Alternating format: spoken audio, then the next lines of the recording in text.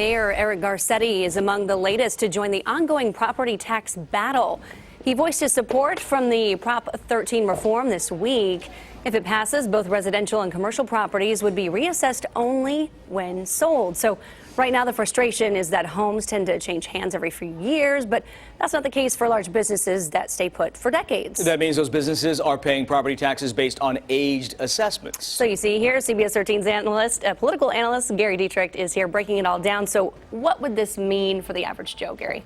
Well, I'll tell you what, this has been talked about for a long time, the split roll tax deal for Prop 13. First of all, it would raise between $7 and $13 billion, friends. That is not chump change. So if you're in something like local government or the school system, that's where those monies would likely go. You might benefit. If you're a small business owner in a property that's worth $3 million or more, your rents may go up. Same thing if you're in an office where a building is valued at $3 million or more, guys. So you're going to see some big changes if this passes next year. All right. 2020 question for you. You got the California convention, of course, Democrats next week. 363 days from now.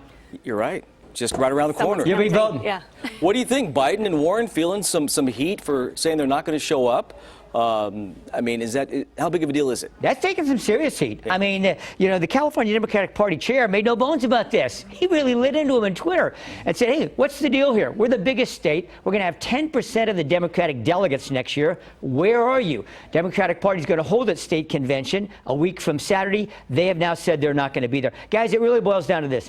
They're now focusing on those first states even before ours. Iowa, New Hampshire, obviously, they want to perform big there. And by the way, those two, along with Sanders, Biden and Warren, have been polling in the top tier. So I think they're just, frankly, not that worried. We don't have to be there to perform well in California. All right, so let's move on to impeachment. We know the public phase starts this next week. Do you think it's going to sway public opinion, or do you think most people have their mind made up already?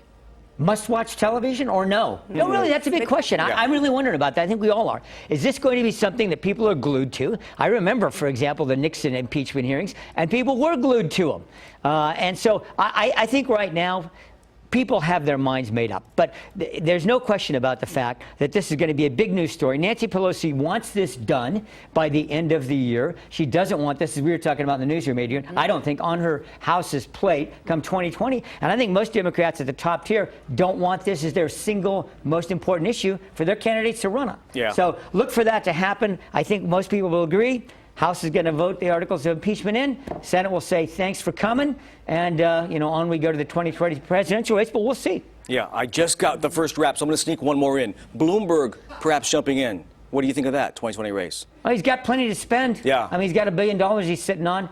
It's late to get in. You can do it. Going to be tough. Again, where's his lane? Who does he take votes from if he gets in? I think the biggest problem, Tony, is going to be he's going to be seen as a spoiler if he does. Okay. All right. Fair enough. Gary, thanks so much, All right, as guys. always.